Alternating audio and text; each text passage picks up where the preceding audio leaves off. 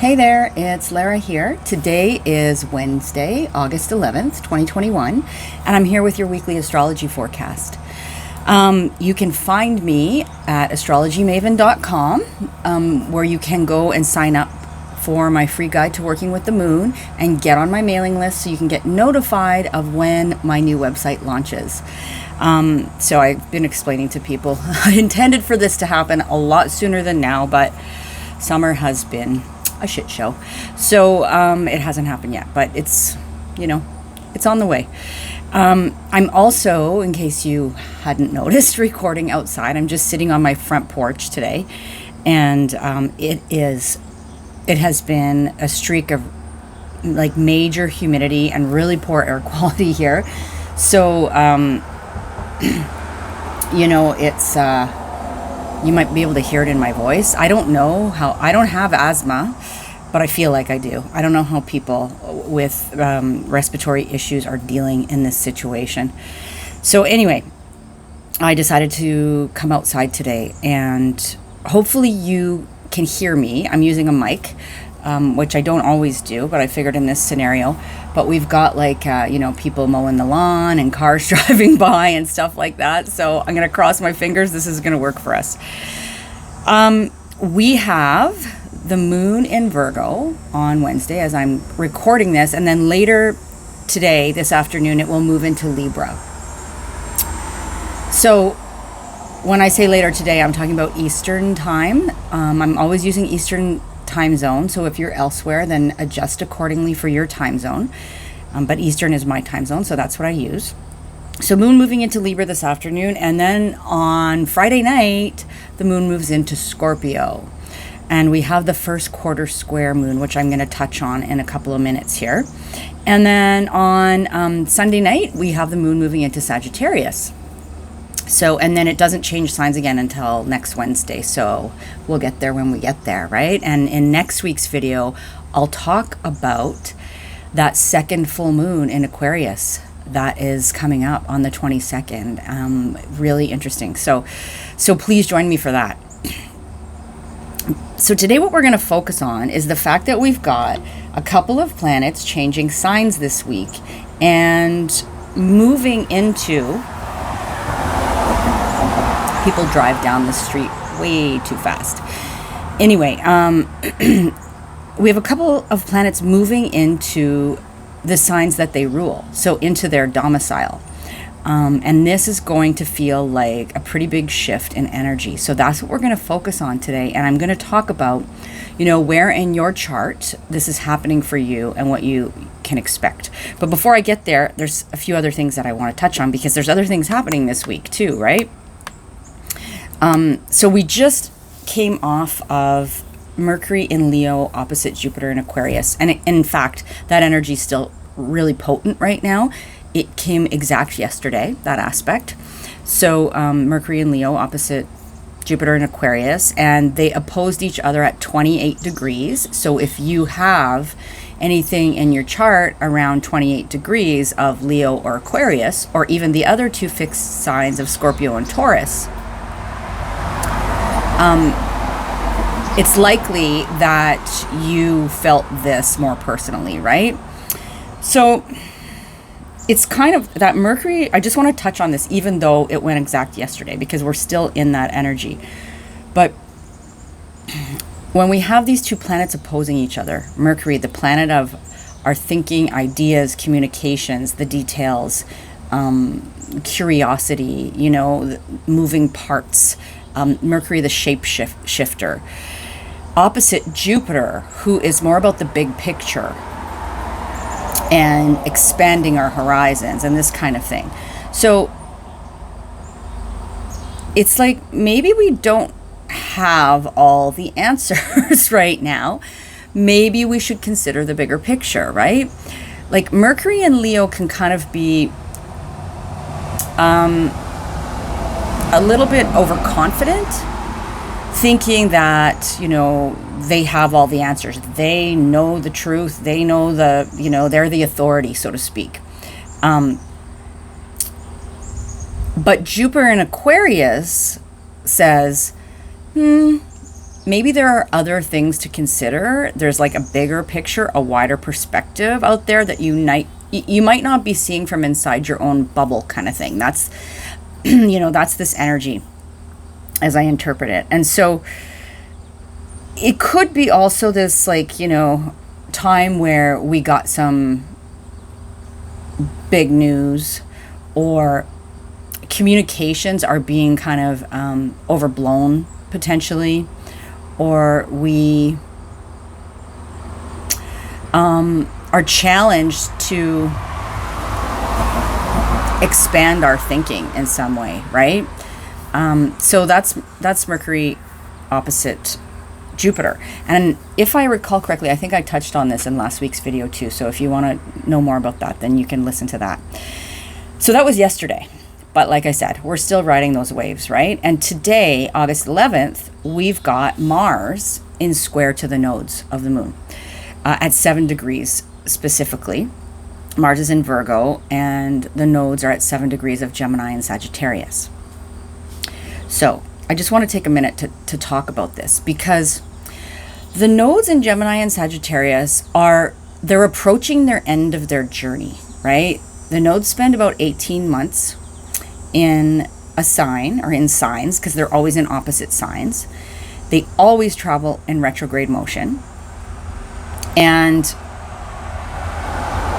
when I say I don't want you to think like the nodes are not planets, they're not physical objects, they're points in the sky that are very important and very relevant to eclipses in particular.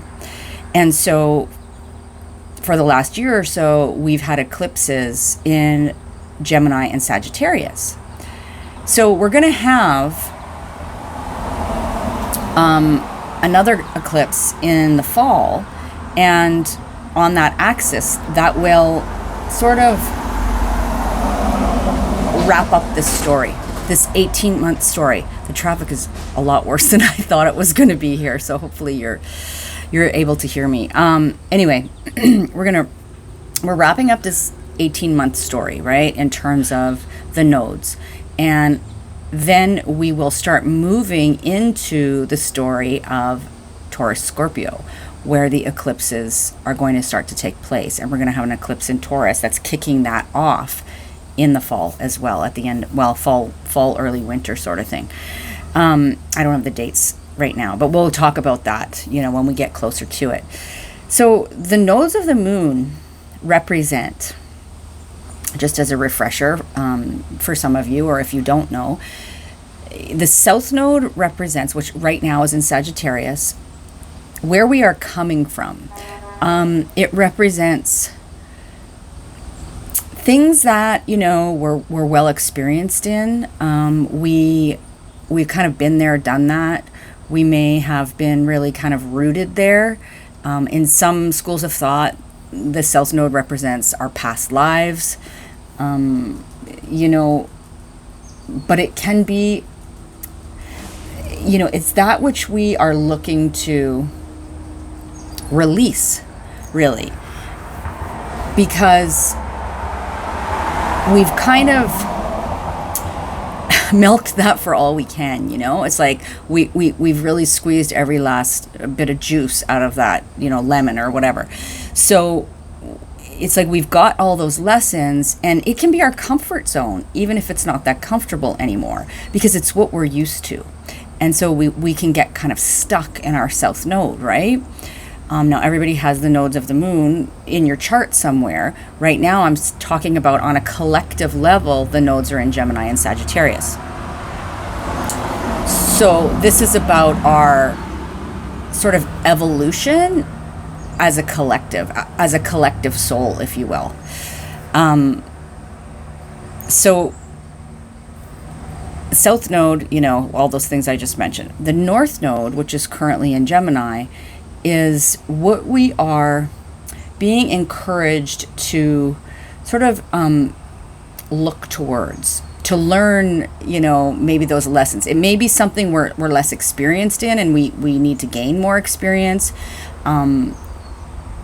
It's sort of, the trajectory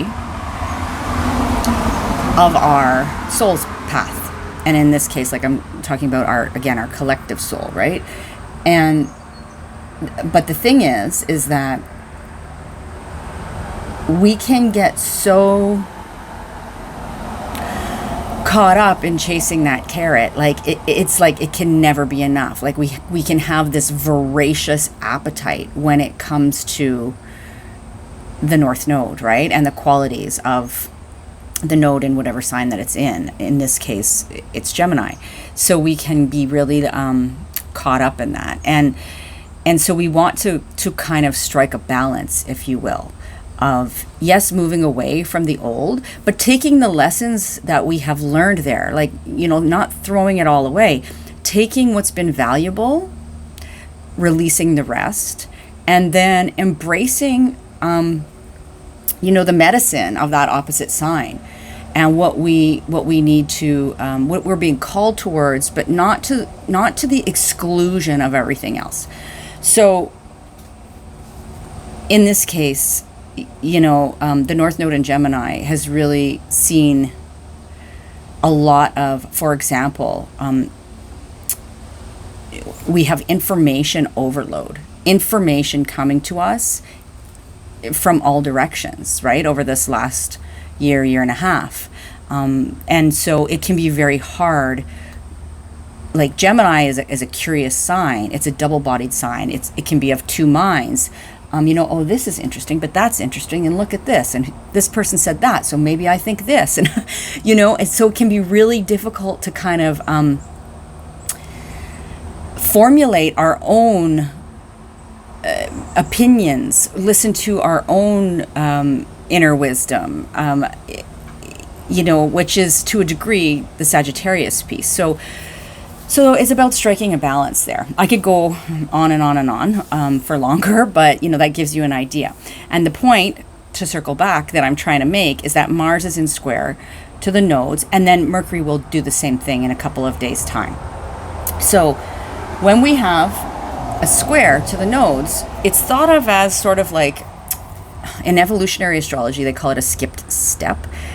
But essentially it's something, excuse me, that can really trip us up on our journey, right? On our evolutionary path, on our growth, if you will.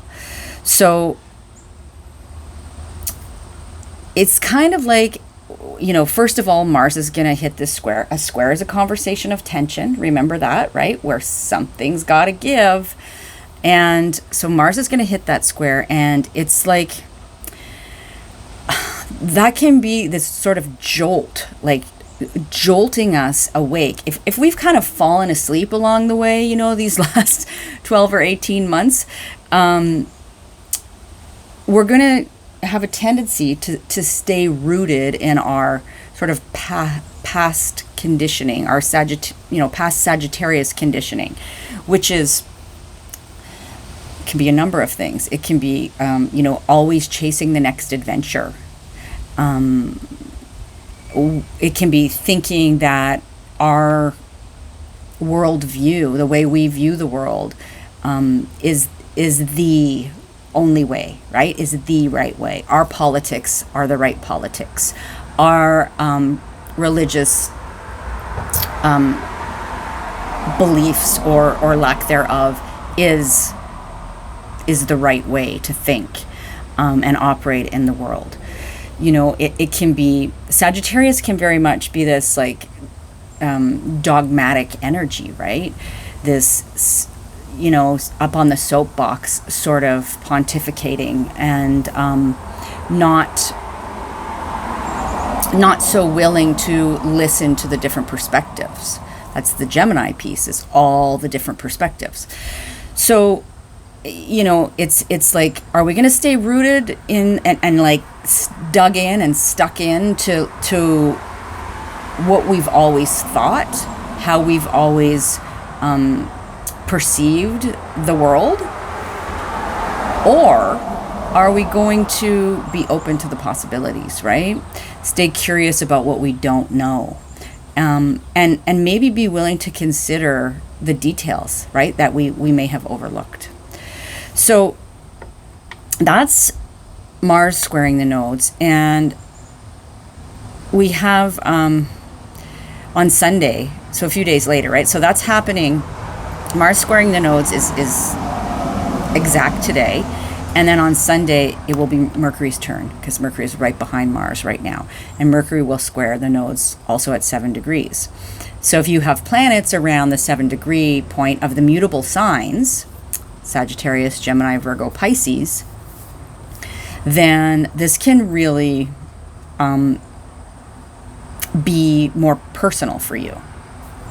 I have my ascendant at 5 degrees Virgo, so and I have my natal Mars at 4 degrees Sagittarius. So, there are areas in my life that this definitely applies to. So Mars kind of gives us the kick in the pants first, and then Mercury comes behind, follows behind, and says, busy little town I live in today. Anyways, Mercury comes behind and says, he wasn't kidding, sort of thing, and shows us how to move forward with, potentially a different perspective, or how to stay curious and all those things. So that's the square to the nodes that's happening. And then one of the big moves this week is that Mercury is moving into Virgo, and that's happening today too, Wednesday the 11th. This is a big deal because it is the most potent and powerful place for Mercury. Mercury rules Virgo. It also rules Gemini, but it rules Virgo. Virgo is its feminine or yin sort of home. And it also happens to be exalted in Virgo. So double whammy kind of thing, right? It is, Mercury is very, very comfortable and very able to do Mercury things in Virgo, more so than anywhere else in the zodiac.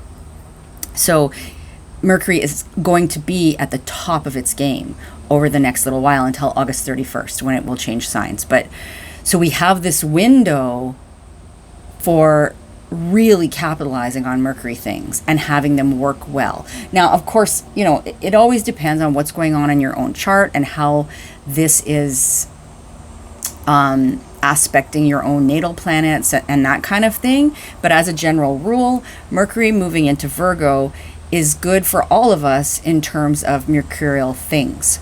So Mercury's moving out of Leo, where, like I, was saying, it can be a bit of a know-it-all. It can be a bit showboaty and kind of, having all the answers. It can be authoritative, but also courageous in expressing, right? In expressing itself. And we need some of that, not being fearful of expressing. So we definitely need some of that. There's a place for that. But now Mercury is moving into the sign of Virgo, where it's really, really at the top of its game. So let's just talk a little bit about that. Virgo is a feminine or yin, you can, or nocturnal, or receptive. There's various words you can use. And when I use the terms masculine and feminine here, I'm not talking about gender, right? So I'm talking about the qualities. So Virgo is a feminine or yin mutable earth sign ruled by Mercury. And so as a mutable sign, it's one of the signs that marks the transition between seasons, where things, mutable signs are signs that are more adaptable, changeable, shape-shifting, like Mercury. Mercury is, like a mercurial archetype, is the shapeshifter, right? So some descriptive words for Mercury in Virgo would be discerning. I mean, this is Virgo in general. Detail-oriented, fastidious, really analytical, accurate, sort of, agile as a mutable sign. You know, has a nimble mind, perceptive, able to sort of dissect the whole and keep what's useful and discard the rest, right? That is one of Virgo's talents, is to take a look at, take a look at everything and go, this is useful, this is not useful, that sort of thing. And then the shadow side of Virgo are things like being hypercritical of the self and of others.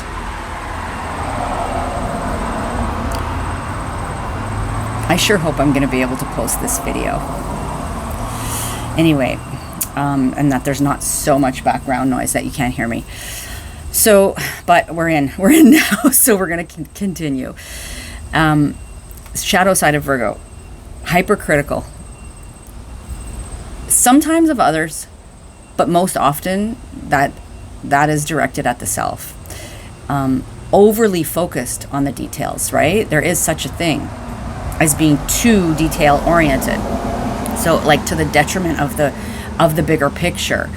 I'm sure you've probably known people, or maybe you are one, who is a perfectionist to the point that, they never really get anything done because they're so, like, this is one of the things about perfectionism. You're so concerned about getting it just right that you're paralyzed in your sort of decision-making process, right? That you don't do anything because you're afraid that you're going to make a mistake or it's not going to be the right thing to do or the right way. So that can be a real challenge for Virgo and Mercury in Virgo. Chronic overthinking, right? Just like really, really, really continually mulling things over and just like second guessing everything, sort of fixating on things, that sort of thing. And also being short in your words, or sharp-tongued would be a good way to put it. So that's the shadow side. But with Mercury in Virgo at its, at home and in exaltation, there is a greater chance of the more positive qualities being exercised here. So, and I just want to talk to you a little bit about what does it mean when a sign is at home or in domicile? What does it mean a planet? What does it mean when a planet is exalted, right? Well, when a planet is at home or in its domicile, it's just like you being at home. It's like you're at home, you can relax, you have all the tools you need at your disposal to do anything you want to do. You can be yourself, your true self, not concerning yourself so much with the influences of others or what other people are going to think about what you're doing or anything like that, right? Kick off your shoes, that kind of thing. So very comfortable and a sense of feeling secure and safe and really just able to kind of take care of business. So that's a sign, that's a planet when a planet is at home. So Mercury is at home in Virgo. A planet that is, Mercury's the only, or Virgo is the only sign that has its, its ruler also in exaltation.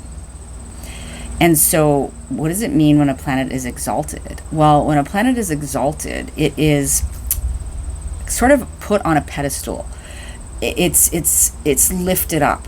It's treated like, a member of the royal family kind of thing. So it's given special privileges, the best sort of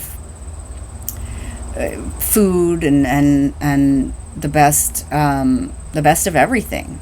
It's revered. So when you think about it, Mercury in Virgo, not only at home but also revered at home, is really powerful, really, really potent for mercurial things.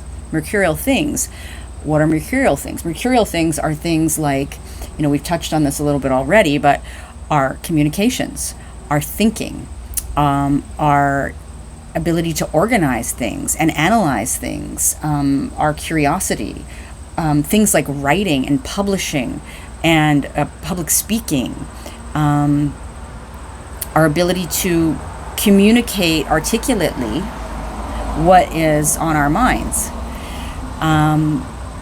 Mercury is very adaptable in Virgo, right? Mercury in general is the psychopomp, the guide of souls, the one who was able in the mythology to move, the only one who was able to move between the worlds, right?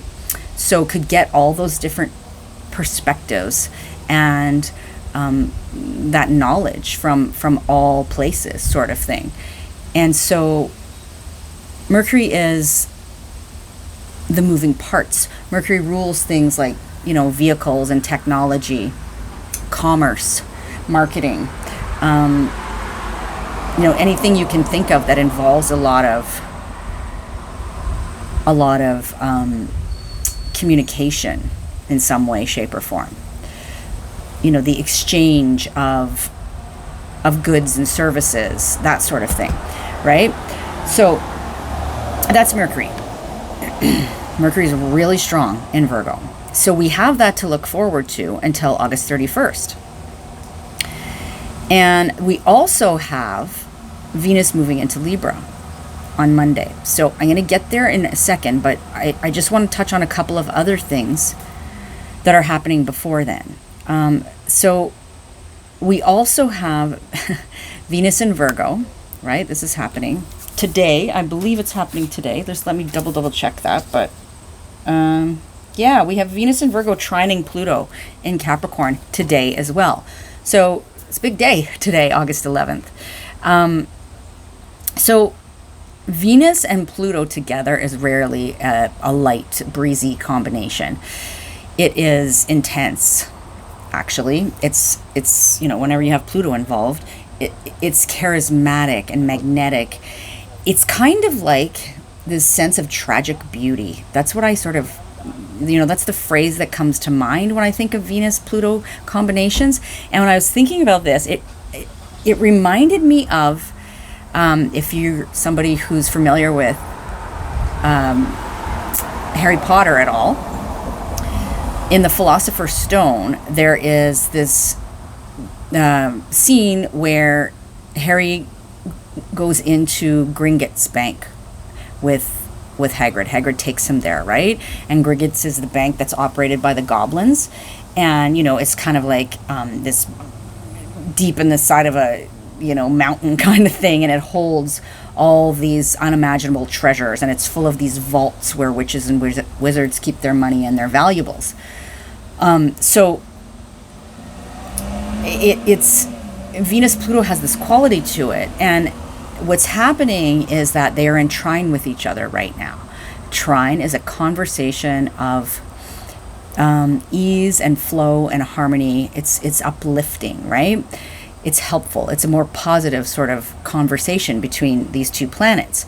So very specifically, if you think about this scene in the Philosopher's Stone, it's when Harry finds out he's rich. So Hagrid brings him to the vault, and it's like, this is a kid who in his 11 short years has lived like a really shitty life in a lot of ways, right? Where he's lost both his parents, and he has, been living with this muggle aunt and uncle who do not treat him very well, and they house him in a closet under the stairs and basically treat him like their servant and are not very nice to him. And part of the reason for that is because they fear him. But so, he's gone through all this tragedy and abuse essentially in his life. And then, Hagrid finds him.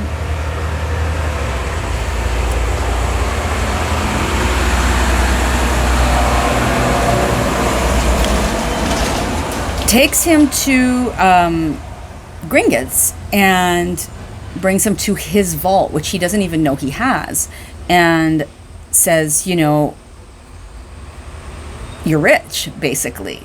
So, you know, if you watch the scene, you can find it online. Hagrid opens the vault and Harry's like wide-eyed because there's mountains of gold right there. And so, and Hagrid turns to him and says, you didn't think your mom and dad would leave you with nothing, did you? Right? And so Venus trine Pluto is kind of like that, encapsulated. So this trine has the potential to be an upliftment, right? Or an assistance with Venusian things like love and resources, right? Money, material possessions, our sense of power and control over our lives and over these things. And it can be an opportunity for really deep, almost atomic, when you're talking about Pluto, transformation, right? And for the better, because trines are helpful. So that's something to look forward to, I think, particularly if you've got things floating around that 24 degree of, you know, the earth signs. So Virgo, Capricorn, and Taurus, that will be a trine. It may be a little more challenging, but still potentially helpful if you have things that are squaring that, right? Like, for example, I have my Venus-Saturn conjunctions exactly square this Pluto, so we'll see. So anyway, that's what's going on there. And then I already talked to you about Mercury squaring the nodes on Sunday. And just before I talk a little bit about Venus moving into its home sign of Libra, I just want to touch on the first quarter moon that's happening on Sunday as well, because I said I would. So the first quarter moon is happening at 23 degrees Scorpio.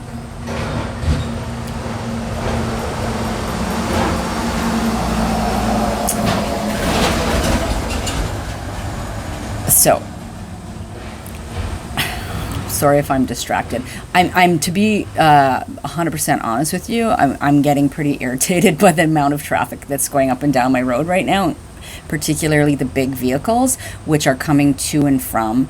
I live in a mining town, so they're coming to and from, you know, the mine essentially, and they really shouldn't be using this road. So it's aggravating. But anyway, because this is a residential neighborhood, right?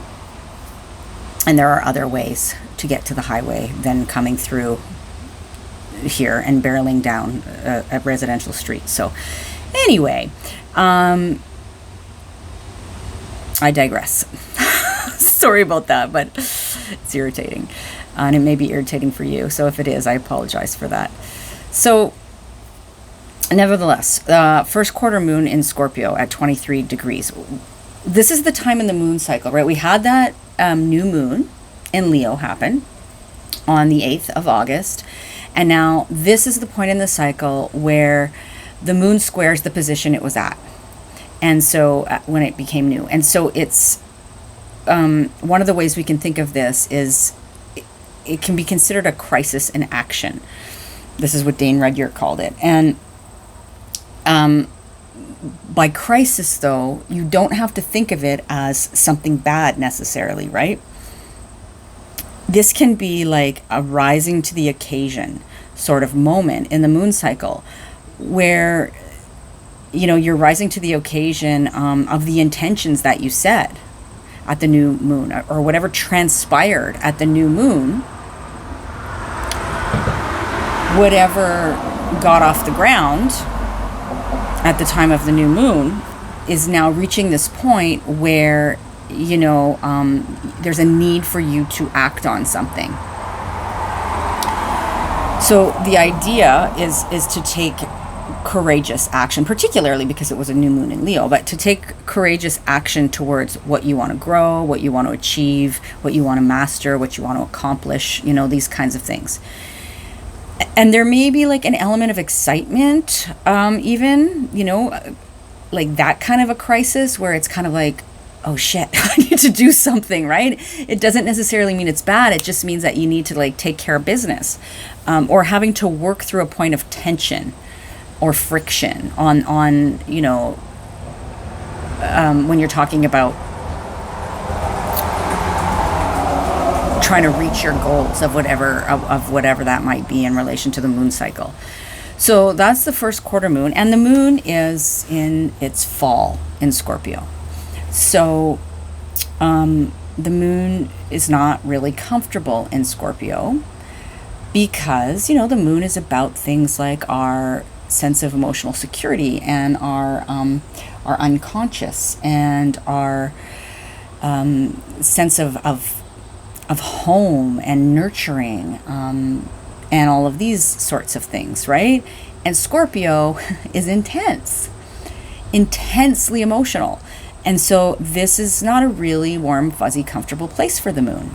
I have moon in Scorpio in my birth chart, so well familiar with how this feels. So in this particular case,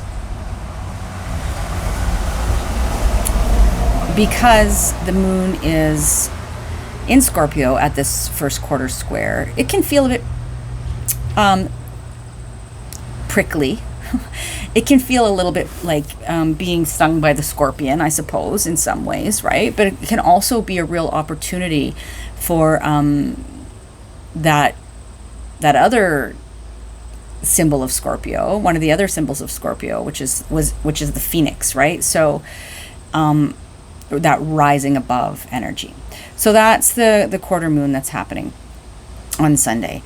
And last but not least here, I want to talk to you a little bit about Venus moving into Libra. So that's happening on Monday the 16th. And Venus will be in Libra until September 11th. So we have, again, this good chunk of time here to capitalize on Venus being in one of her home signs, which is Libra, her masculine domicile. The other sign that Venus rules is Taurus, right? Taurus is the feminine home of Libra. Libra is a masculine, yang, cardinal air sign. The cardinal signs are the signs that initiate the seasons. So they are initiators of things, of actions, They are good at beginning things, at starting things. They in some ways may lack follow through, but you need that initial spark to get something going, to get it off the ground. So there's that impulse there, an impulse to act, right, with the cardinal signs. Now they can be impulsive, which is one of the downsides, just like the mutable signs, right? Mercury moving into a mutable sign of Virgo, they can be a little bit wishy-washy. But anyway, so Venus moving into Libra, this is really good, and we're likely to feel this shift pretty profoundly because Venus has been in Virgo where it's not comfortable. Venus is in its depression in Virgo. It's not really comfortable there. It doesn't really let's put it this way, it can feel restricted, when trying to express its true nature in Virgo. So we've had, Venus has been going through a rough patch, let's put it that way, and now it gets to go home. Right? It's like maybe if you've been on a trip that maybe didn't go as planned, or there was a lot of obstacles to overcome, a lot of challenges, a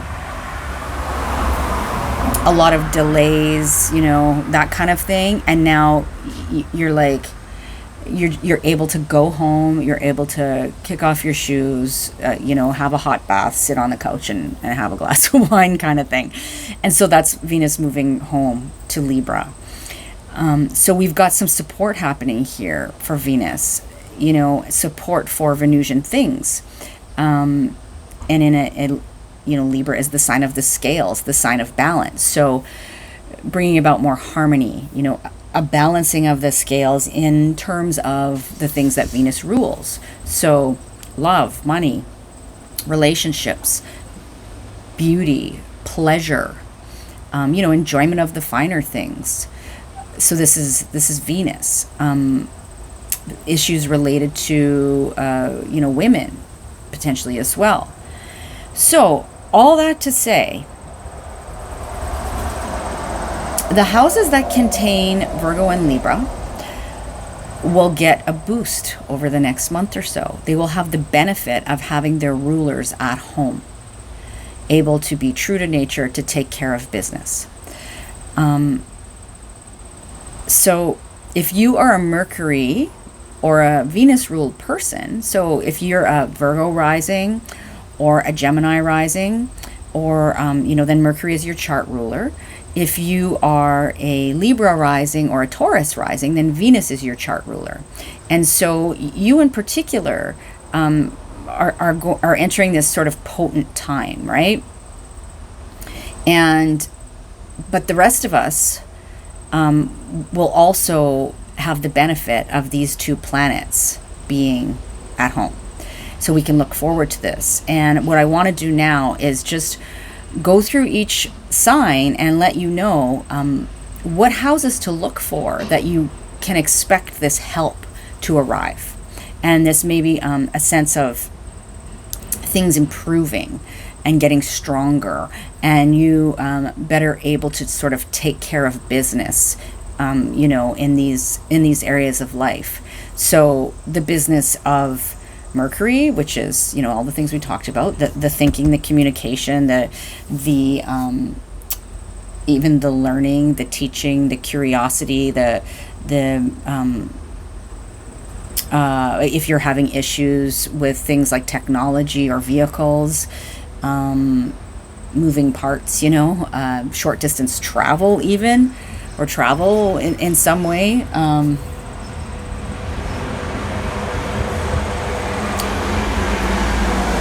Your sense of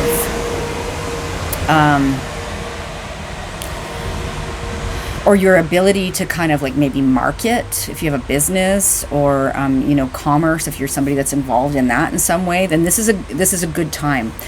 This is a strong time that we're entering into for those things, and that will be in relation specifically to the house that Virgo sits for you, right? So we're going to talk about that, and we're also going to talk about where Venus is moving, which is the next house. Mercury and Venus never travel too far away from each other. So as Mercury is in Virgo, Venus will move out of Virgo and into Libra, the next sign, right? And so, and that will bring about this sense of, like I said, harmony and help, you know, and improvement in Venusian matters. But particularly in the house that this falls for you is a good place to, and you can also look to where Mercury and Venus sit in your natal chart too.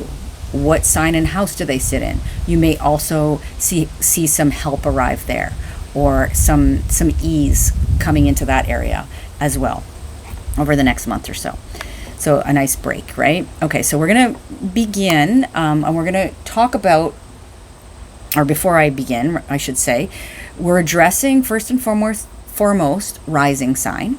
So if you know your rising sign or your ascendant, that's what to listen to first. These are general forecasts, general horoscopes, and the rising sign will be the most accurate. You can also listen to your sun sign, and your moon sign as well, and that will give you added layers of sort of information, right? But the rising sign, if you're just going to listen to one, listen to your rising sign if you know it, and if you don't know it, then you know you can always get a reading, or you can draw up a free birth chart online if you know your birth information. I guess there's a bit of a spoiler alert. I think I need a sip of water. Spoiler alert. the initial course that I launch when my website launches will have something to do with this. With you being able to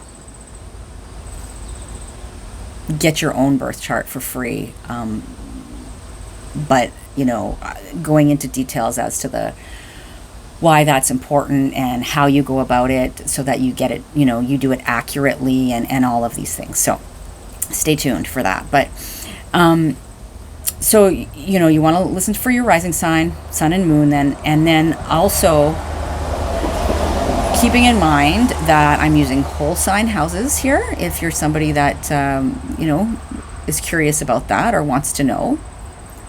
And the Western Tropical Zodiac is what I use. So we're going to start with Virgo, because you've got Mercury moving into your sign, and that's a big deal for you, Virgo rising, right? Virgo sun and moon. I am a Virgo rising. I'm really looking forward to this. So for us, Virgo rising, Mercury is moving into our first house, and Libra's moving into Venus is moving into our second house. So Mercury moving into the first house is really giving us a boost overall. The first house is all about you, right? The first house is about things like your physical vitality and health, your body, your appearance, but very much about the way you come at the world and the way the world perceives you. It's about your character, these sorts of things, right? It's really the jumping off point for everything else is the first house.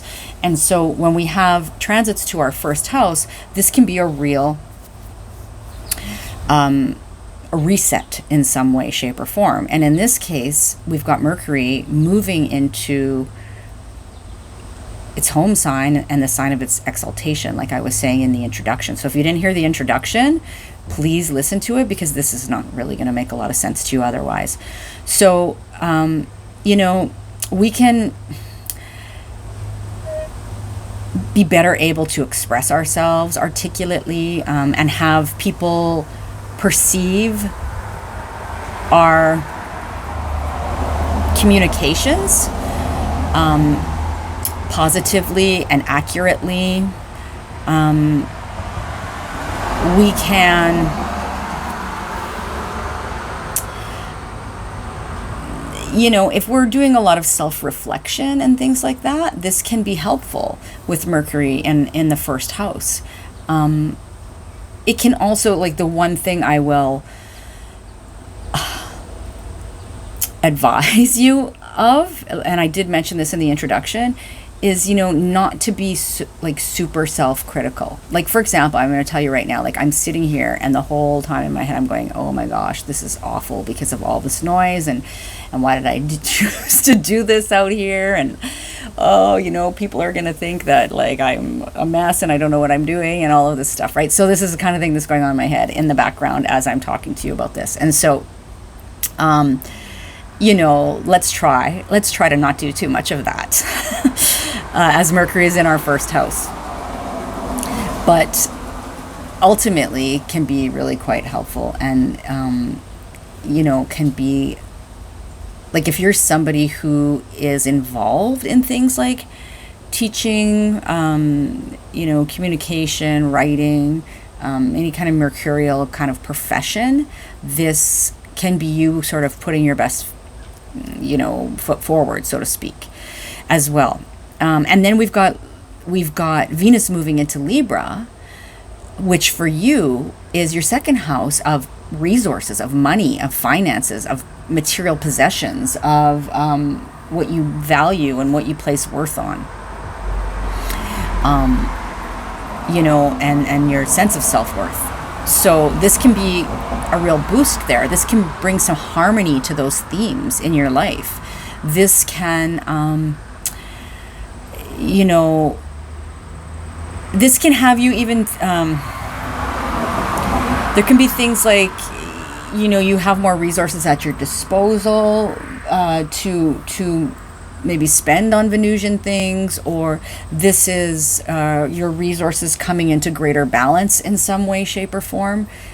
Something sort of positive and greater harmony coming into your sector of resources, right? So that's what's going on for you as a Virgo rising. That's what's to look forward to as we've got Mercury moving into Virgo and Venus into Libra.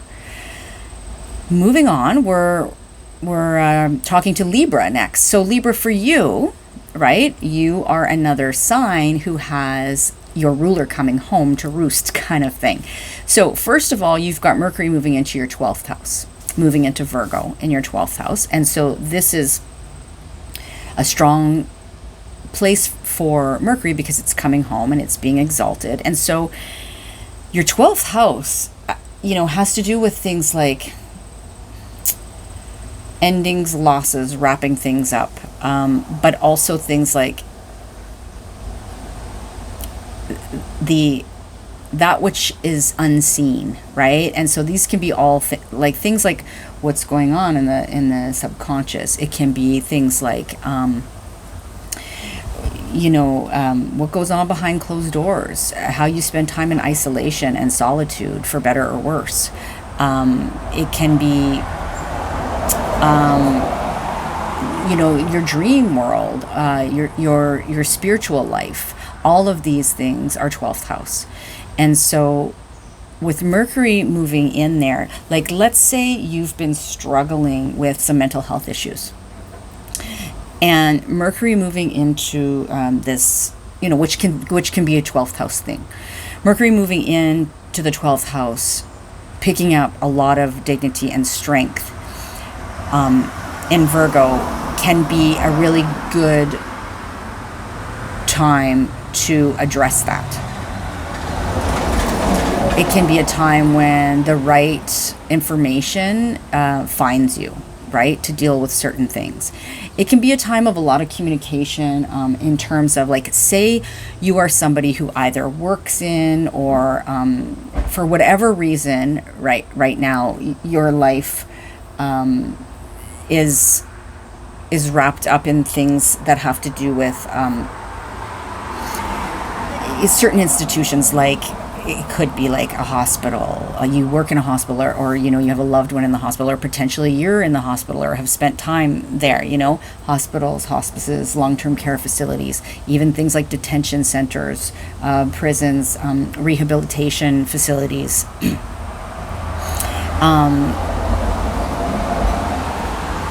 Or like spiritual retreat centers or things like that, right? So say you're somebody who, for whatever reason, that is part of your life. Maybe in general, or maybe just, recently. And so with Mercury moving in there can be increased communications around these things, but the communication can be better than it's been, maybe, because Mercury is strong in Virgo. So you're getting accurate information. You're being understood, or you're understanding what these professionals, potentially are saying to you.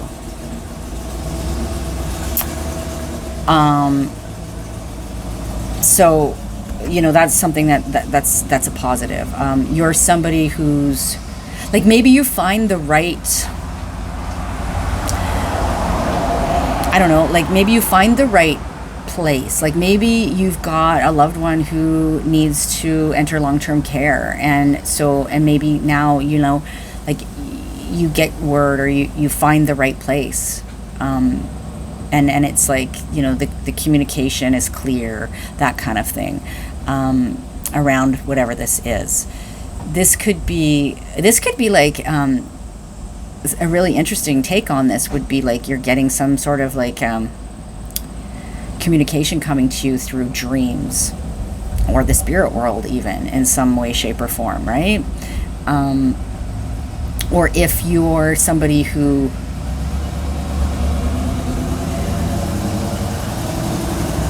is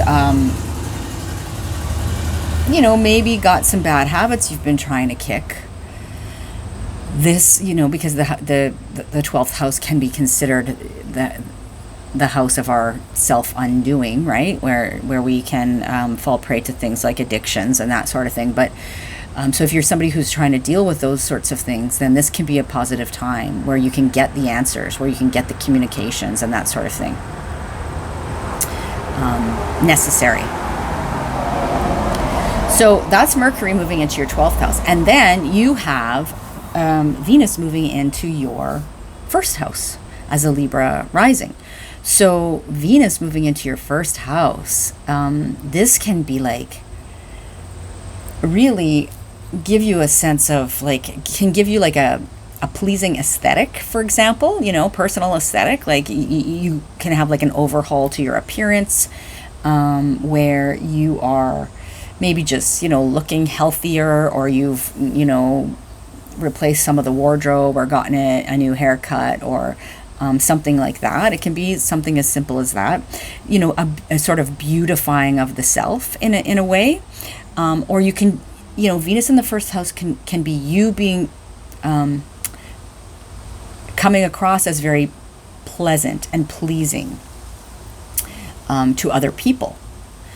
It can be you having a real ability to, Libra rising has this capacity anyways, but with Venus in there, like a real ability to be the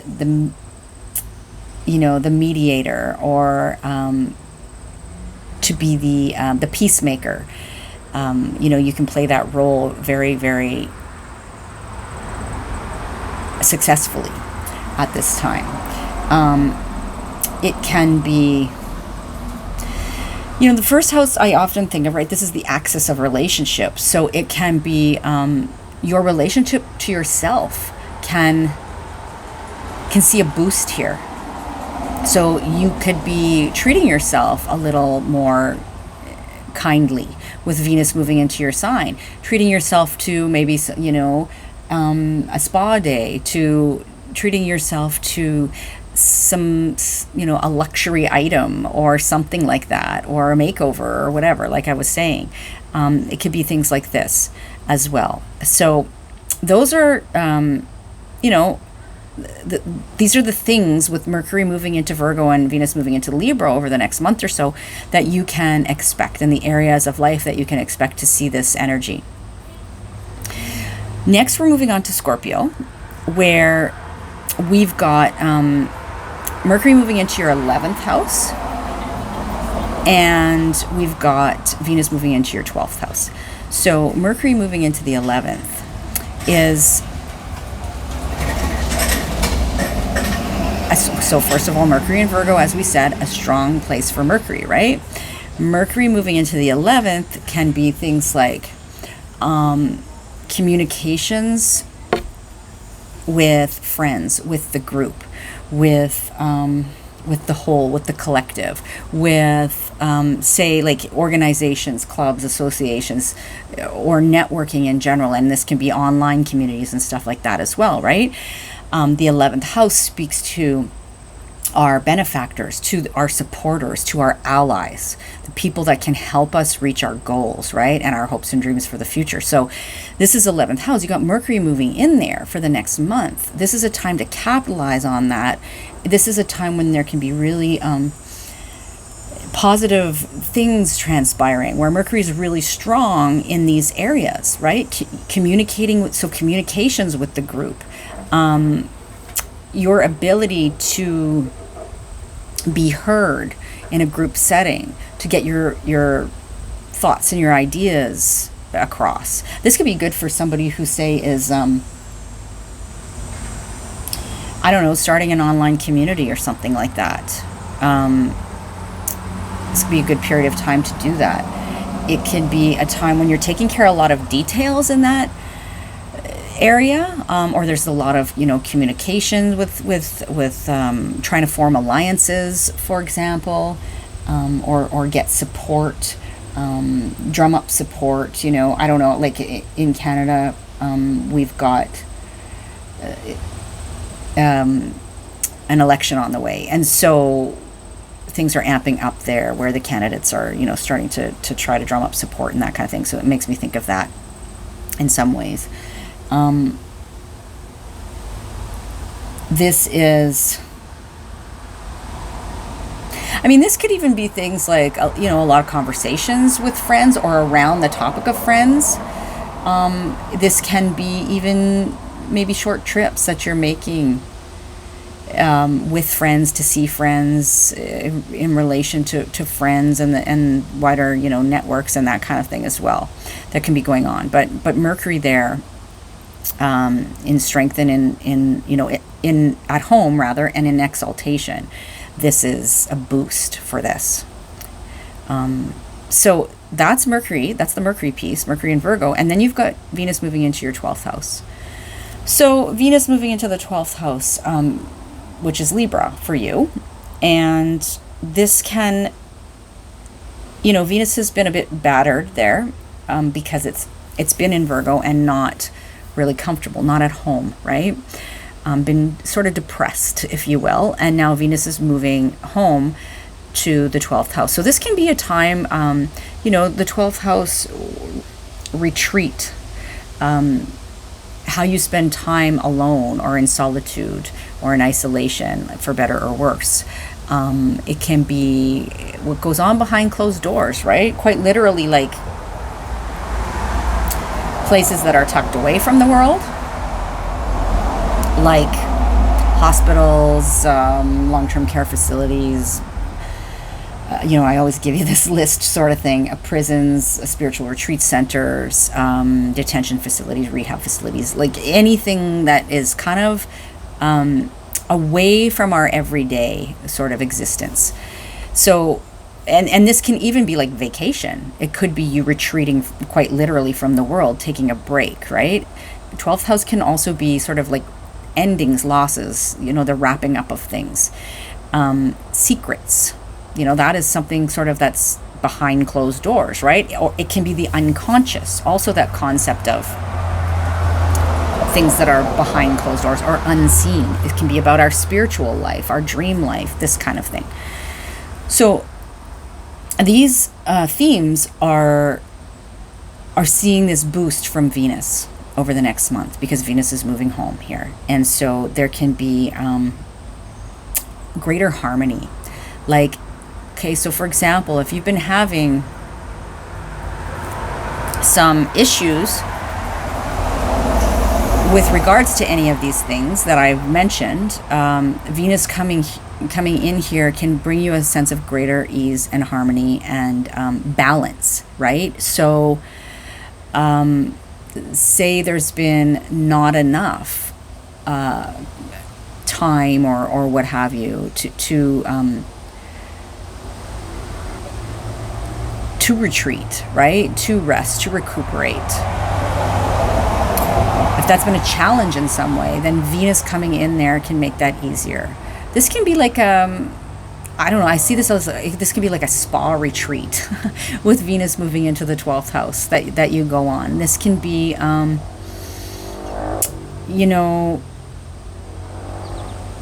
it can be spending a lot of time alone, but it's not unpleasant with Venus there. It can be greater, if your mental health has been challenged in some way.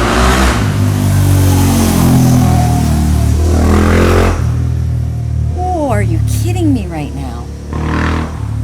Dirt bike. Anyway, so if your mental health has been challenged in some way, then it can be, a greater sense of balance can come in there with Venus moving into the 12th house. So those are things to look forward to over the next month or so. And we're going to move on to Sagittarius now, where Sagittarius for you have Mercury moving into your 10th house, Virgo, which is, the house that Virgo sits for you, and Venus moving into your 11th house. And so let's break this down. Mercury moving into your 10th house, Sagittarius, that is Mercury being very strong and exalted, put on a pedestal, revered in this area of public life, of your career, your ambitions, the sense of legacy, right? The legacy you wish to leave, authority figures, your sense of authority, that kind of thing. And so Mercury moving in there can be really positive over the next month. It's a very strong place for these matters. So there can be different things I can think of. This can be you speaking out as an authority on something and really having that come across as very, accurate. For example, this can be conversations around, this could be like just increased communications, a lot of communications and details swirling around, right, in your life that have to do with your career, for example, that have to do with you and your public life in some way. Again, I keep thinking of politics because, we're going into an election. So, that kind of thing. This can be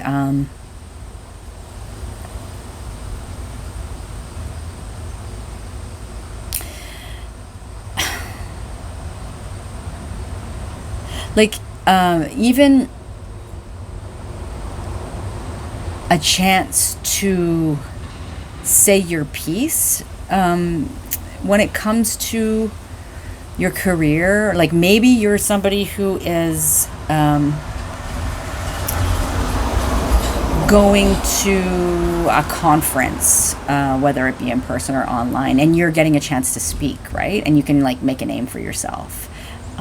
This can be you like putting your words and ideas out there for public consumption in some way. This can be just a lot of communication around like a sense of legacy. Like, what do you want to leave behind, right? When you're gone. This can be a lot of communication with authority type figures even. Okay, so that's the Mercury piece. But keeping in mind that this is like a really strong, potent place for Mercury right now. Okay, so that's a positive. Again, depends what else is going on in your chart, but overall, this is this is good. So the next thing is to touch on here is that Venus is moving into Libra, which is your 11th house. So this is, Venus is a benefic. It brings good things. All things being equal, Venus does good, right? And so Venus is bringing a sense of pleasure and harmony and balance in Libra to your 11th house of friends, of allies, of supporters, of benefactors, of your hopes and dreams for the future. And so this is really pleasant. This can be really, this could even be like, there's like a love interest in your friendship group, perhaps. This can be like, I can even see this as like long distance relationships, or I can see this as some kind of like what do you call it? Like online dating or something like that. I can even see, opportunities there. But nevertheless, I think it's just it's a lot of harmony in your friendship groups and in your networks. And this can be even online communities. It can be communities that, you're involved with in like even Facebook groups or memberships or whatever sort of thing happens online. So it'd be a really nice time to form some positive alliances with people, I think, with Venus moving in here. So that's what you have to look forward to with those two planets moving into their home sign, Sagittarius, over the next month or so. And I'm going to move on to Capricorn now. So Capricorn, for you have Mercury moving into your 9th house. and Venus moving into your 10th house. So Mercury, let's talk about Mercury first. Mercury moving home to Virgo and being uplifted in Virgo in your 9th house. So good news for mercurial things, right? Which we spoke about in the introduction. In relation to your sense of, how the world works or how you perceive the world, expanding your horizons in some way, foreign people and places, foreign cultures, travel, what you learn from people in places that are different from you, whether that be by actually sort of like going there or learning about them in some way. This is about your 9th house can be related to themes of teaching and learning. Oftentimes it's, higher institutions like colleges and universities or like graduate programs or things that are learning beyond the basics kind of thing.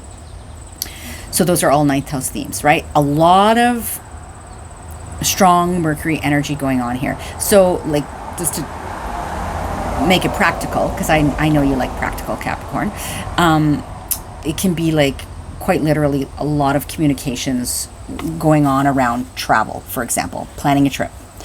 And there's a lot of back and forth going on there. And it can be, it could be information overload, or it can be really detail oriented, and you're getting accurate information, and you're getting helpful information and that kind of thing. It can be a time when you're doing a lot of learning or teaching yourself, potentially. You're expanding your horizons in some way.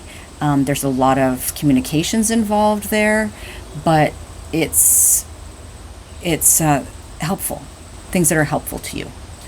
So because Mercury is at home there, and Mercury is uplifted there. So generally this is a positive thing in relation to these 9th house themes. Okay, so we've got that going on. We also have, you could even be, sorry, just to one more thing. You could even be, like, I know this sounds kind of meta, but you could be learning about mercurial things even. So like you could be like taking a writing class, teaching a writing class, those kinds of things, right? For example. Okay. Or mercurial things can even be like, take it in a different direction, like things that have moving parts. You could be teaching or learning about like mechanics in some way, the mechanics of something in some way. So I just want to give you kind of like a wide perspective there. So that's the Mercury piece. And then we have Venus moving into your 10th house of Libra. Ooh, this is nice for your career, for your public reputation and persona, for a sense of legacy, you wish to leave, for your relationship to authority and authority figures and your own authority. So Venus moving in there can do a number of things, right? It can be where you are perceived as very pleasant and harmonious, in the workplace, like in terms of your career. You are like publicly you're again, I'm thinking of the politics theme right now, but it's like, so if you're a candidate who happens to have this, and you're a Capricorn rising and you've got Venus moving into your 10th house, well, this could potentially bode well for you because you're coming across as harmonious and balanced and pleasing and maybe as the peacemaker in some way, shape, or form, right? So that's Venus in the 10th house. There can be more sort of peaceful and balanced and harmonious communications with authority figures. There can be this could even be like pleasure through work.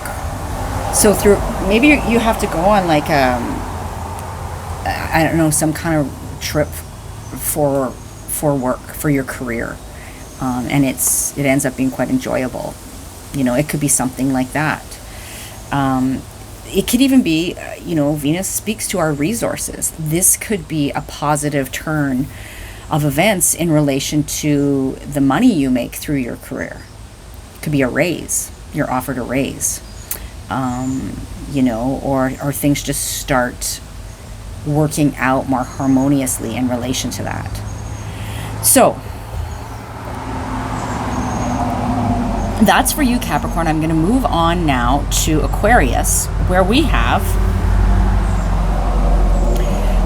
Mercury moving into your 8th house and Venus moving into your 9th house, right, of Virgo and Libra, respectively. So for you, Aquarius, Mercury moving into your 8th house brings about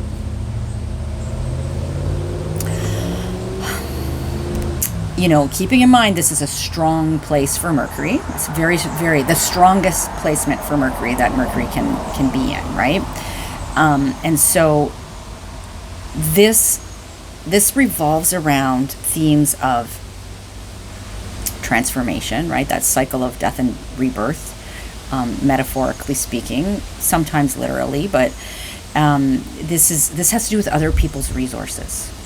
Oftentimes. So we see things like resources that come in through partners or through even business associates or clients.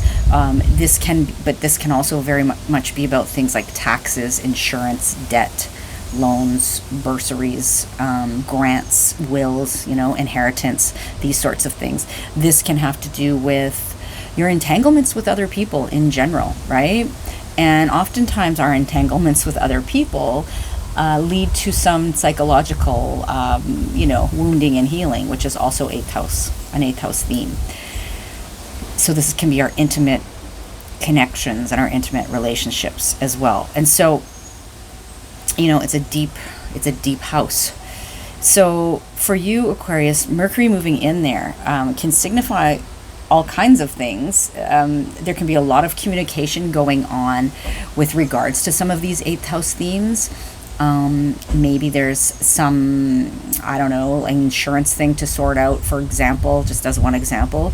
And there's a lot of communications going on around that, but it's a good time, there could be a lot of details to weed through, but Mercury's at the top of its game here. So there is accuracy, and discernment on offer here when it comes to these things. This can be a lot of, let's take it in a different direction. This can be a lot of thinking and communication that goes on around subjects that are more of an occult nature, right? And when we use the word occult just means hidden knowledge. That's what it means. So it's kind of like, but these are often thought to be, like things like the mystery traditions, like,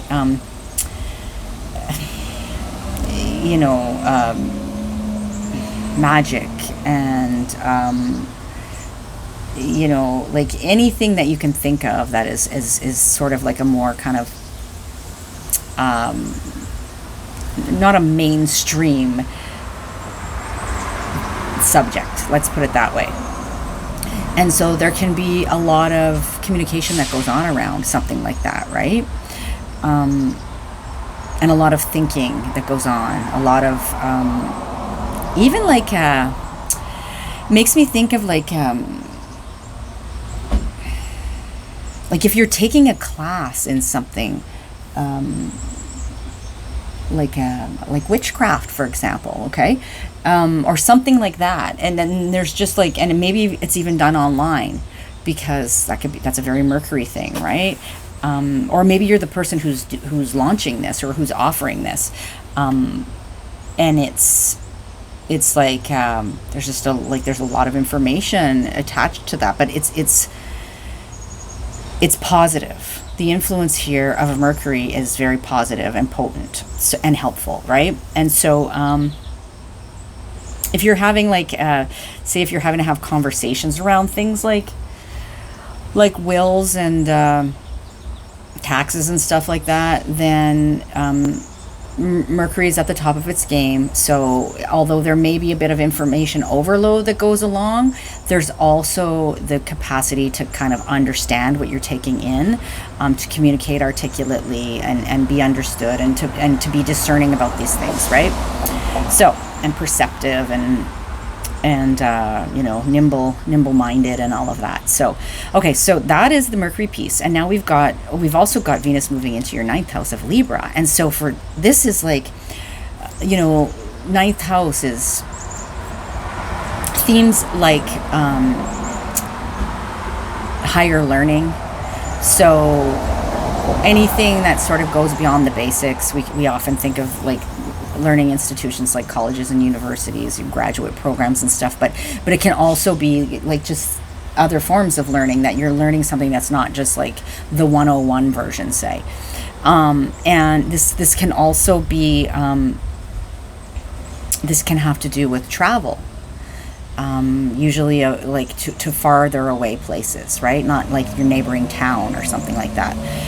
This can have to do with foreign people and places and what you learn from them. This can have to do with armchair travel, right? What you learn, like expanding your horizons through learning in some way. Sometimes that's through travel. Sometimes that's through reading books, taking classes, watching documentaries, having conversations with other people that are different from you. This can have to do with publishing in some way, getting your message out there. So these are all themes that are being triggered when Venus moves into this ninth house, and they are being triggered in a positive way because Venus is at home in Libra, and it's bringing about harmony. This can be like taking a class with a bunch of women, for example, and that you learn things from, and there's a lot of good, solid communication that goes on. This can be, because that's Venus. This can be money coming in through one of those avenues, or you're spending money on travel or something like that, or a class or something, or a university program, but it feels like it's pleasant, right? And it's harmonious with Venus in Libra. Venus in Libra, it makes me think of, even in the ninth house, this could be around, like if you're somebody who's been involved in some kind of like adjudication or like in the justice system in some way, a legal issue's been going on for you, this can be positive with Venus moving in there. It can be there. Venus can help you with that and help you reach a fair and just conclusion, right? And verdict and that kind of thing. So, okay. So that's Mercury in Virgo and Venus in Libra for you, Aquarius. That's what you have to look forward to in that regard over the next month or so. Moving on to Pisces. Pisces, for you, we have Mercury moving into your 7th house and Venus moving into your 8th house. And so for you, Pisces, this, we'll break it down, talking about Mercury first. Mercury moving into the 7th house in its strongest place in the chart is really helpful for your relationships and communication in relationships in particular. And so the 7th house is our one-to-one close personal relationships, right? It is our significant others. It is our close friends and family members who we have one-to-one connections with. It is the 7th house is contracts and agreements. The 7th house can be our rivals, but rivals that we're in competition with, like sometimes friendly competition, sometimes not so friendly, but nevertheless, people we know we are in a rivalry with, right? Not somebody that is taking pot shots at us behind our back kind of thing. That would be more of a 12th house thing. Anyway, so this Mercury in Virgo in the 7th house is there can be a lot of communication with a significant other, say, or significant others, or business partners, or a lot of communication around contracts and agreements, a lot of details to weed through, a lot of things to analyze. But Mercury's really at the top of its game here. So the ability to do that is increased, right? this can be a lot of really, like, you know, a good time. Like, say if you and your partner have been having some communication challenges, for example, this can be a really good time to rectify that. Or if you've been just looking for the opportunity to have conversation with your partner, this can be a time when that can happen. And things are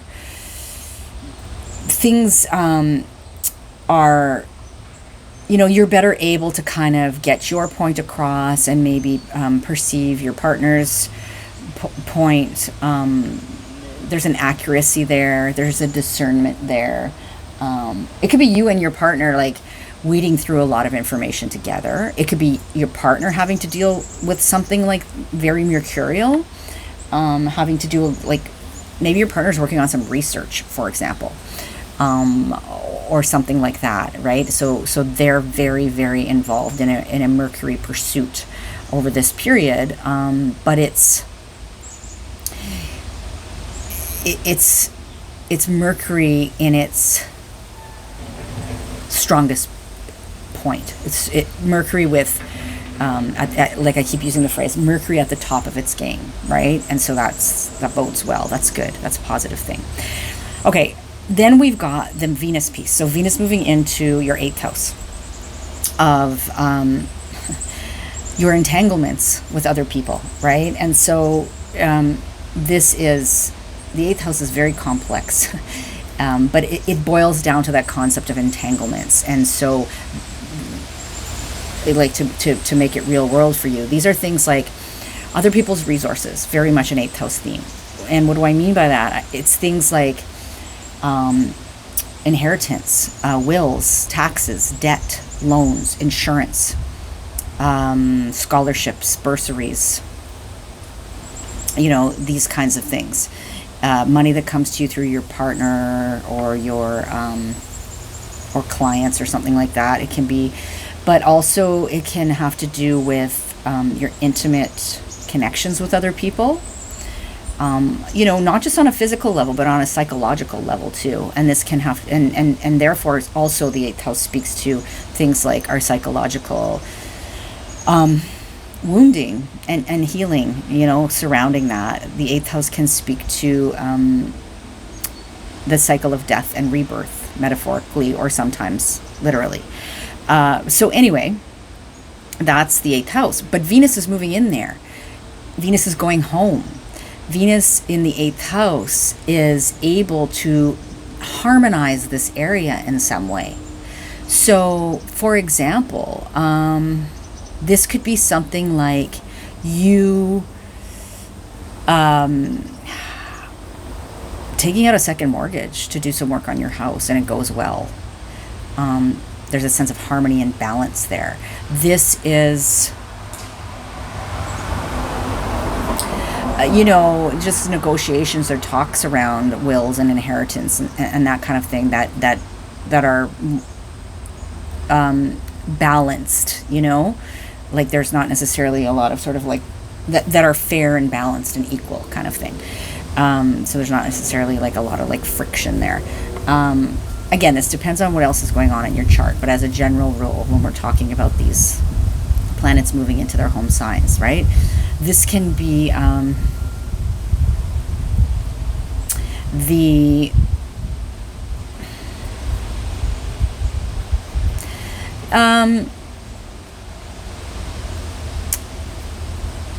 like I can see this as something along the lines of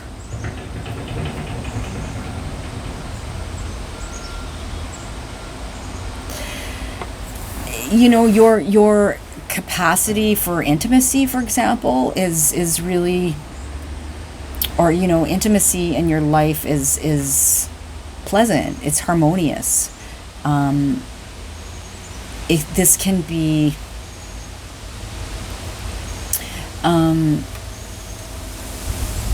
I mean, it can be something as simple as getting a boost because you got a loan, or your ability to pay off any debt that you've accrued, you know, is increased. You get help. Help is on offer there. This is even pleasure through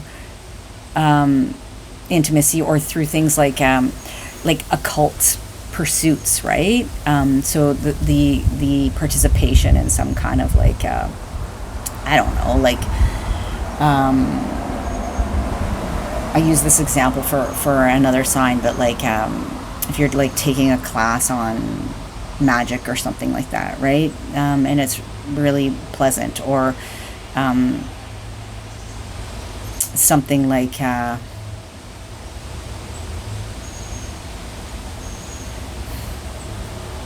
you're doing some kind of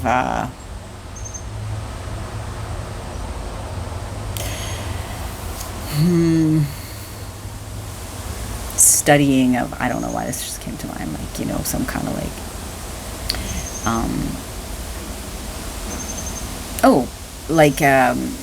psychology. You're studying depth psychology. Okay, something along those lines. And or you've found like maybe a counselor or a therapist or something who really who you click with in a harmonious way. So okay, I'm blathering on here. So okay, that is for you, Pisces. We still have quite a ways to go here, and I'm noticing I'm reaching the like hour 40 minute mark. So the traffic's been very distracting, so I apologize for that. It's made me pause and trip up a few times. Okay, so we're moving on to Aries now. Aries, for you, you've got this Mercury moving into Virgo in your 6th house, which is your daily grind, your health and wellness, and how you are in service. This can have to do with pets as well in the 6th house. It is, you know, the work you do on the day-to-day, and that can be like your job, like a paid job, but it can also be unpaid work in the 6th house. And so Mercury moving in there can be a lot of communication, a lot of mental activity going on around these themes, but also, you know, keeping in mind Mercury is really at the top of its game here. And so this bodes well. This is like, if you've been having health issues, for example, this might be you getting the piece of information that you need, or you're able to research, to do some real solid research and kind of get to the bottom of things, right? In terms of your health, for example. Or you could be like somebody who's taking on a research project in your work, and this is a really good time for that. For researching things in relation to you know, your daily work. This can be you helping other people, being in service in that mercurial way, right? As a teacher, as a communicator, as a somebody who has information to share, or you know, like that sort of idea. This can be a lot of communication around pets even, but in a positive way, right? Like you're researching, I don't know, dog breeds and you can be, you know, going down that rabbit hole, but it's not an unpleasant experience, and you really get the correct and accurate information because Mercury is in such a strong point in the sky. So those are some examples, right? Listen to the intro for more, definitely. But then you've got Venus moving into your 7th house, and this is pleasant. This is your 7th house of relationship, one-to-one close personal relationship, significant others, close friends and family members. This can have to do with contracts and agreements in the 7th house. This can have to do with rivals as well, right? The rivals we know, we are aware of, that we're in competition with in some way. And so there can be some harmony that comes about here with Venus moving into the 7th house. This can be pleasantness in relationship. This could be quite literally you meeting somebody that you enter into relationship with. That may be very Venusian, right? So beautiful looking, or works in a financial industry in some way, or you know, has a maybe that feminine sort of the feminine qualities of Venus, right? Or this is like or this can have to do with women, like maybe close friendships or something like that with women. This can have to do with talks around like a contract or an agreement that go harmoniously, that are fair and just. And like if you're, like, say for example, I mean, I don't like to bring this up, but it's a reality for some people. Like, say you are in the midst of a divorce or something like that. This could be a good time for coming to some fair and just agreement there in some way, shape, or form, right? Like, or maybe working with a mediator who really smooths things over or something like that. So this could also be like money or resources that come through a partner in some way. If good things are going on for your partner in relation to Venusian matters. So that could be as well. Okay, so we're going to leave that there, Aries, and we're going to move to Taurus now, where Taurus, you have Mercury moving into your 5th house and Venus moving into your 6th house. So you have, we'll take the Mercury piece first. Mercury is entering your 5th house, right? It's been kind of depressed moving through the 4th house for a while because it's in its depression in Venus, or sorry, in Virgo, where it's been. No, I'm talking about Venus. Okay, now my head's getting jumbled. Mercury, let's circle back. Mercury has been in Leo, is now moving into your 5th house, which is Virgo, and a very strong position is what I want to say about this particular piece. Mercury is moving into its home sign, the sign of its exaltation. Mercury is at the top of its game in Virgo. So this bodes really well for mercurial things, communications and ideas, and all of those mercurial things we talked about in the intro already. In relation to your 5th house of what brings you pleasure, what sparks joy for you, how you have fun in life, but also very much about children, and all things surrounding, children, like child, like pregnancy, that kind of thing, conceiving. But it's essentially sort of the 5th house is like our creative, that which we create, right? So our individual creative expression, if you will. And so Mercury moving in there suggests that this is a really strong time for communications around those themes. Maybe communications with children are really improved over this time and strong. There may be a lot of information exchange. This could even be like, if you're somebody who has kids going back to school, there can be a lot of information coming at you about the back to school expectations and that kind of thing, with COVID, right? For example. But your capacity to ingest that, to be discerning about it, to analyze, to take what you need and leave the rest, all of that is quite strong with Mercury there. This can be, take that same concept of those communications, and this can be like applied to, a lot of communications around maybe planning some fun, or something pleasant, something that brings you joy and pleasure. This can even be, if you're somebody who is creative and you're, I mean, we all are to a degree, but if that's something that you're pursuing, then that creativity can take on a mercurial flavor, like, writing, for example, or speaking, about something creative or about children, in some way, shape, or form.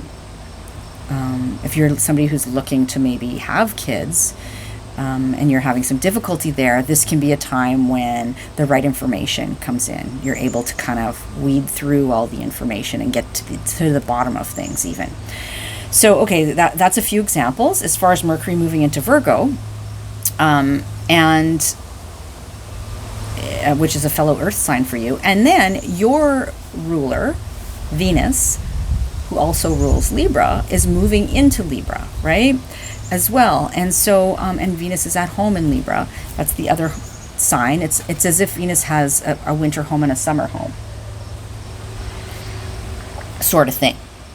And so Venus is moving into, it's sort of yang domicile, right, of Libra. And so this is your chart ruler. So this is even more important for you, Taurus, Taurus rising in particular. Sorry, there's a little bee or wasp flitting around here.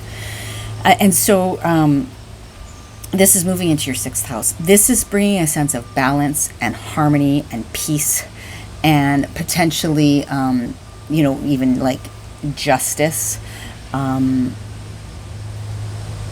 of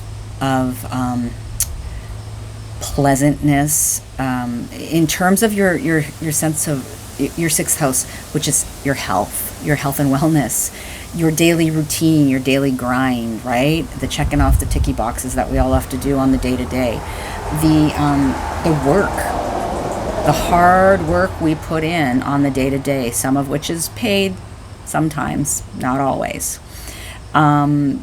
It can also be about pets in the 6th house. So I see this as a really positive time for those themes for you. This could be a time when like you're spending money on your health, but it's really working for you, right? It could be a time when there's just a greater sense of like harmony as far as your health goes. There could be a greater sense of harmony and peace at work on your, like in terms of your daily routine. There could be more money coming in on the day-to-day. There could be, this could be you, again, it could be you spending money on a pet, but it has a positive sort of, there's a positive outcome there. So, I'm trying to think what else.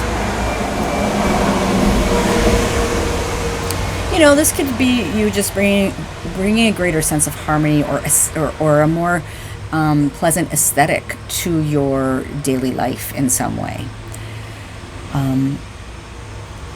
Okay, so getting organized. I can see this as like even getting organized, but like it comes with a greater sense of like balance and ease.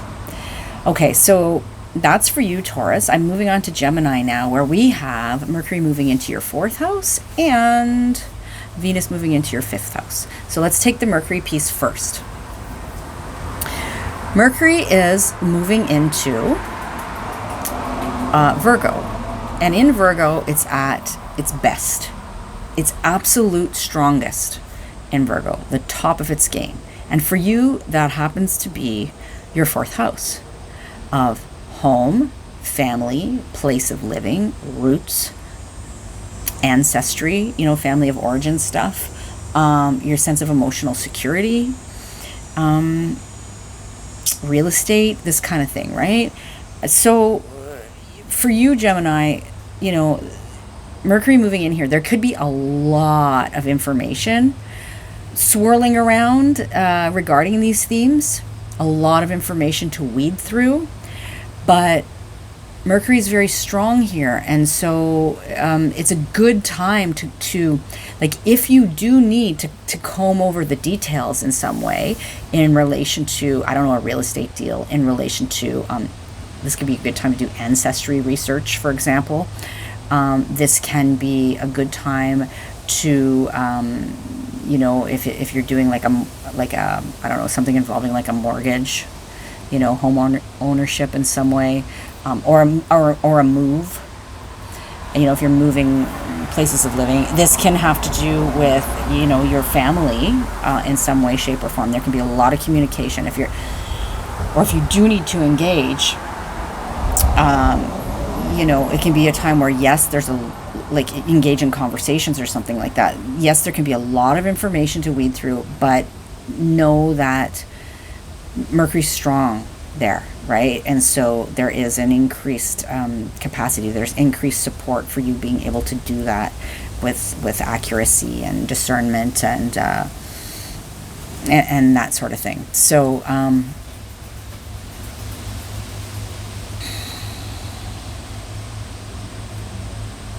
trying to think if there's anything else I can mention as far as that goes. I think that gives you really enough to go on as far as that piece goes, Gemini. And then we're going to flip to talking about Venus moving into Libra for you. And so for you, Venus is entering your 5th house. So Venus moving home for a while to Libra in your 5th house of children, of how you have fun, what sparks joy for you, your sense of creative sort of self-expression, you know, how you shine your light out into the world, like things that bring you pleasure. So for you, this is harmonizing this area of life. It's bringing greater sense of balance, justice, peace, harmony to this area, right? With Venus moving home here. There's also a sense of, like, for example, you could be, like, this is a really good time for artists, right, with this placement. For example, if you're creating something, Venus in there can really help you make this, whatever it is, it can be pleasant, appealing, lucrative even.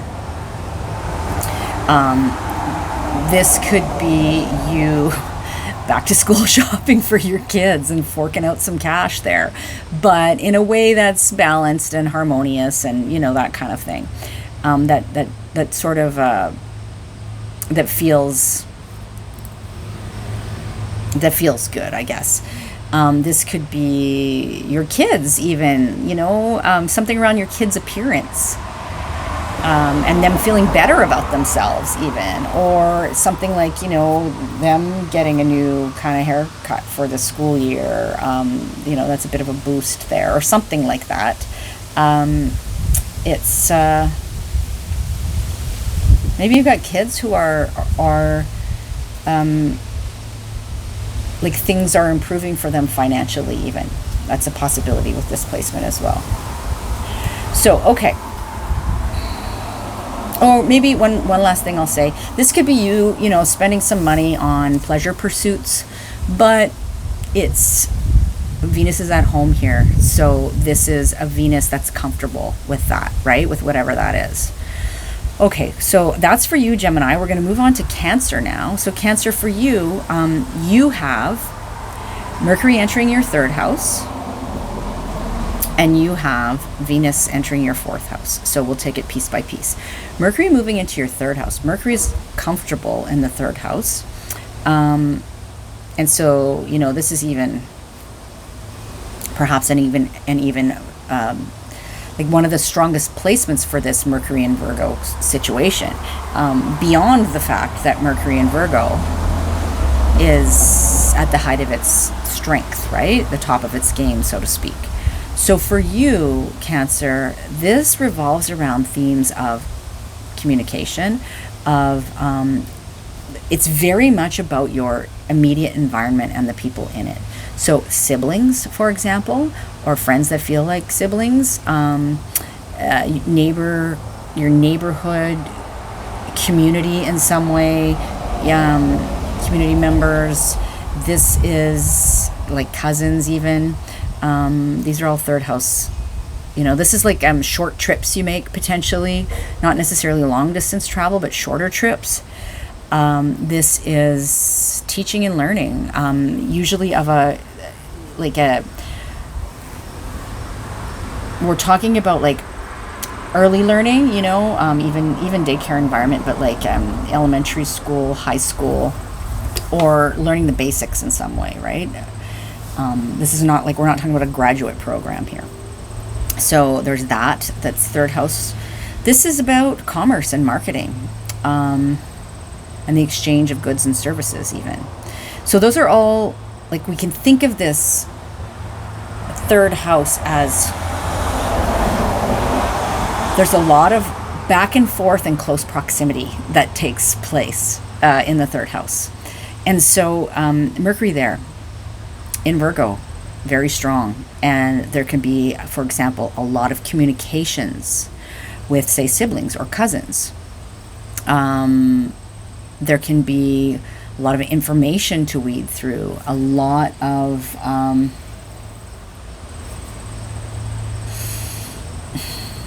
there can be a lot of like I don't know, you could even be working on some kind of like an advertising or marketing campaign, and there's a lot of details to look at. But Mercury's very strong, so this is a really good time to take care of those details.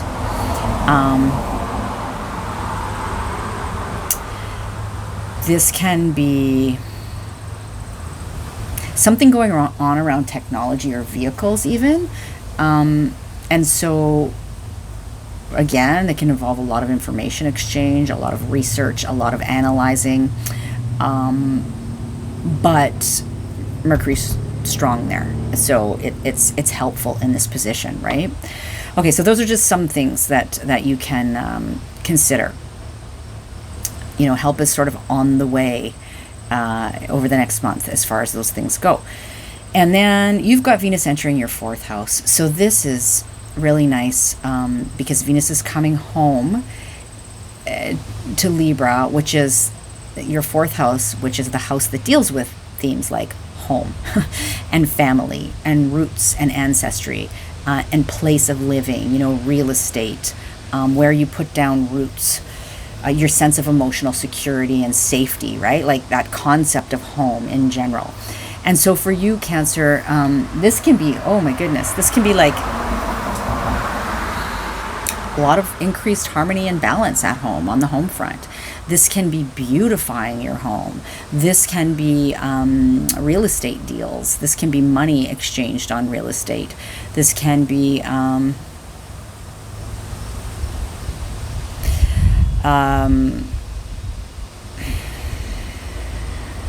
let me think. This can be, there could be something going on around female ancestry here. I can see this can be an increased sense of harmony in terms of your sense of emotional safety and security in the world, more balance there. This can be, you know, bringing things into balance in your home in some way, shape, or form. I think I already said like spending money beautifying the home, right, in some way. So it's it's a good, pleasant time for that with Venus at home in Libra. So those are the two major things I wanted to talk to you about. And please listen to the introduction so you can get sort of the context. And we're going to move on to Leo now, which in this case is last but not least, Leo. You've got Mercury moving into your second house, and you've got Libra moving into your third house. And no, you've got Venus moving into your third house, which is Libra. And so we'll take that piece by piece. So for you, Leo, Mercury moving into your second house. Mercury, keeping in mind, Mercury in Virgo, your second house, is super strong over this next month, at the top of its game. So lots of mercurial things going on, communications and thinking and exchange in terms of your second house of resources, your personal resources, the money you make from, your work or your skills and talents, that kind of thing. Your time and energy as well are your personal resources. Second house speaks to your sense of value, what you place value on, your sense of self-worth, right? So for you, there's a lot going on in the second house, and it's a really strong time for communications around these kinds of things. So it could be like just getting your ducks in a row in terms of your money and your resources, and like there could be a lot of conversations being had around those things. But it's a strong time for that. It's a strong time for analyzing the books, maybe, right? Or your being discerning with your resources as well. This can even be like resources going towards mercurial things like vehicles, anything with moving parts, technology, things like even or short distance travel, for example. You can be spending money on those things, right? But you know, because this is your second house, or there can just be a lot of sort of communication and analyzing and details, facts and figures, going back and forth around that. So, or you, as the communicator in some way, are making money from your capacity to communicate, from your communication skills, for example, would be one example as well. There's many other things I could point to here, but I think that gives you enough to go on. And it definitely, listen to the introduction, because I said a lot more there. Obviously, we're approaching the 2-hour mark in this video. I've said a lot. But the last thing I want to talk to you about, Leo, is that Venus is moving into your third house. And so for you, this is really pleasant, bringing a sense of harmony and peace and balance to your house of siblings, neighbors, community, cousins, people that feel like friends, that feel like siblings.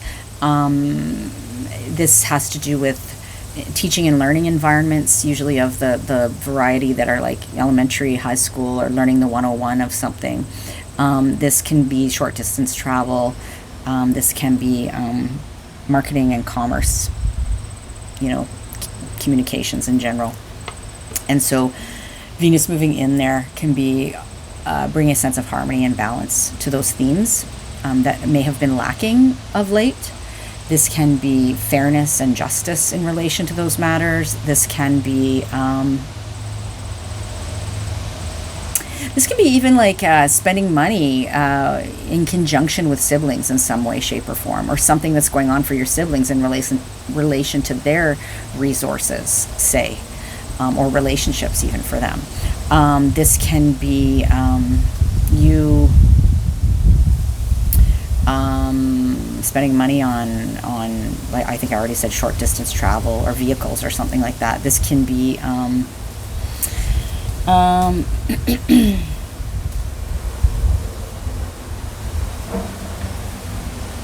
this can have to do with, like, when we're talking about people like siblings and cousins and that, this could be like female siblings, probably more likely, or anybody that identifies as more feminine that's in your immediate sphere, for example. So yeah, those are, I think, some good things to go on. But this is what you have to look forward to over the next month or so, with Mercury moving into Virgo and Venus moving into Libra, right? Both at home. Okay, so I'm going to cut it off there. We've only been talking for 2 hours, so no big deal. Anyway, I obviously had a lot to say. I will catch you next week when we talk about the second full moon that's happening in Aquarius on the 22nd of August. Okay? Take good care. Bye for now.